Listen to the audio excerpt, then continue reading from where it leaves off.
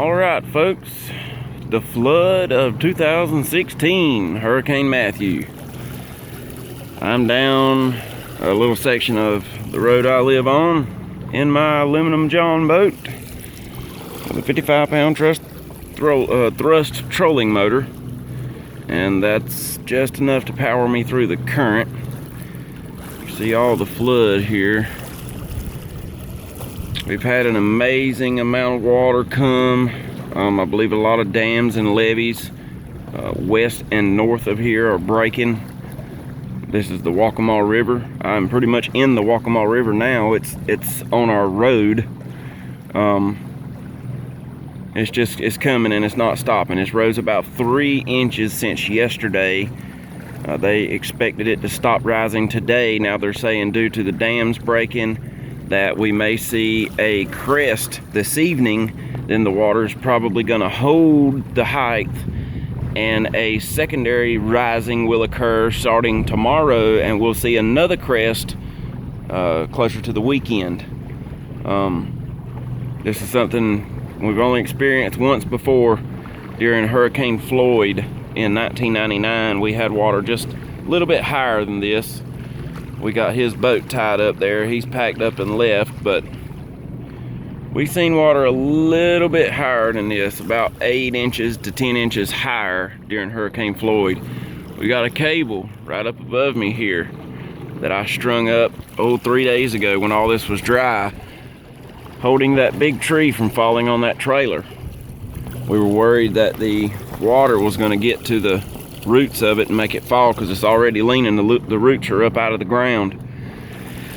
There's a car that's destroyed. Looks like a Crown Victoria. Boy, I just hit something.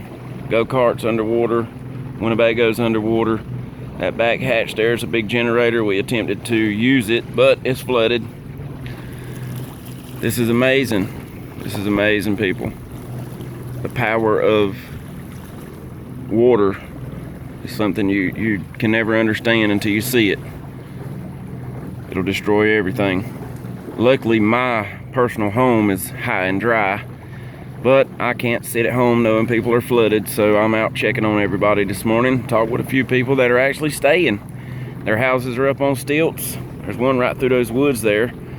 They're way up out of the water. They can't leave, and no one can come to them, but they're staying against all rational thought. But you can't make them leave. If they want to stay, they're going to stay. So we'll get back to you here in a few minutes and show you a few rapids that I'm coming up on. Well, here's a house here up on stilts. This will give you an idea. That pool right there is 4 foot deep. That's a 4-foot pool.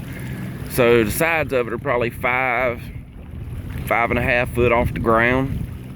You're looking at least 4.5 foot of water right here. This road, I'm actually in the road now. Right over here is a backyard. You can see the road behind me here. 2.5 days ago, this road was nearly impassable. Big jacked up trucks were coming through there, and the water was coming up to the well over the bumpers. So I'm fixing to cut through this man's yard to avoid the rapids up there. There's a boat ramp right there. The river's right there on the other side of that brown house. There's a boat ramp right there to the left of that wooden sign you see way up there. That is where the current's rushing over. That open boat ramp's giving it a way to get here.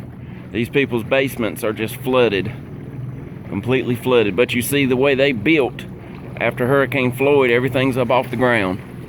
So, you know, their home is okay, as long as the foundation isn't compromised and these poles don't get washed out from under with the current. A lot of houses up on stilts here are going to be fine, but then you see one like that right there. It's ruined. Not a lot you can do to save that. But nobody's had any serious trouble down here. We haven't had any fatalities near our area, except for one. None in my really close area. We had a older gentleman try to drive through some water, and his truck couldn't make it. The current washed him out, and they just found him.